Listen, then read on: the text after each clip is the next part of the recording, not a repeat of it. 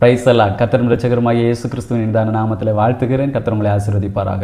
இந்த புதிய மாதத்தை காண செய்த தேவாதி தேவனுக்கு ஸ்தோத்திரம் உண்டாவதாக. கடந்த 6 மாதங்களும் கர்த்தர் நம்மை கண்ணின்மணி போல பாதுகாத்து நல்ல கிருபைகளை தந்து ஆசீர்வாதத்தை தந்து பலத்தை தந்து கர்த்தர் நடத்தி வந்திருக்கிறார். இந்த மாதமும் நல்ல கிருபைகளையும் ஆசீர்வாதத்தையும் பலத்தையும் தந்து ஆசீர்வதித்து வழி நடத்துவாராக.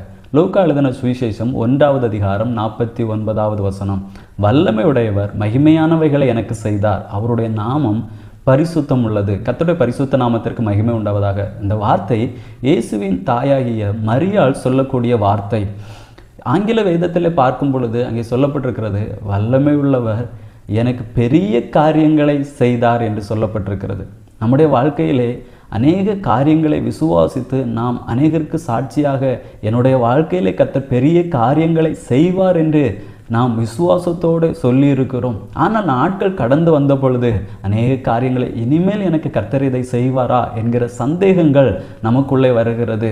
ஆனால் இங்கே வார்த்தை சொல்லுகிறது, எனக்கு பெரிய காரியங்களை செய்வார் என்று அல்ல, செய்தார் என்று சாட்சியாக சொல்லுகிறதை நாம் பார்க்க முடிகிறது. அதே போல தான் நம்முடைய வாழ்க்கையில் நிச்சயமாக சாட்சியாக கர்த்தர் சொல்ல வைப்பார். நாம் வேதத்தில் பார்க்கும் பொழுது இஸ்ரவேல் ஜனங்கள் பாபிலோனிலிருந்து சிறையிருப்பிலிருந்து வெளியிலே வருகிறார்கள். வரும்பொழுது அது அவர்களுக்கு சொப்பனம் காண்பது போல இருந்தது என்று சொல்லப்பட்டிருக்கிறது.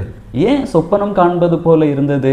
ஏனென்றால் அப்படிப்பட்ட ஒரு காரியத்தை அவர்கள் எதிர்பார்க்கவில்லை. எப்படி நாம் விடுவிக்கப்படுவோம் என்றிருந்த நாட்களிலே கர்த்தர் விடுவித்து கொண்டு வந்ததை அவர்களால் நம்ப முடியவில்லை.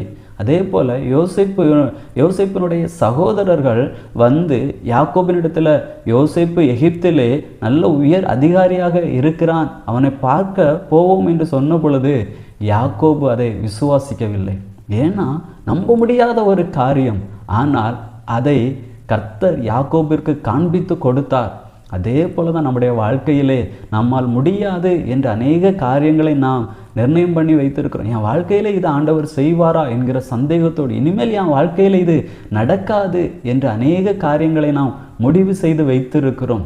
அந்த காரியங்களிலே கர்த்தர் நமக்கு பெரிய அற்புதத்தை நிச்சயமாக செய்வார்.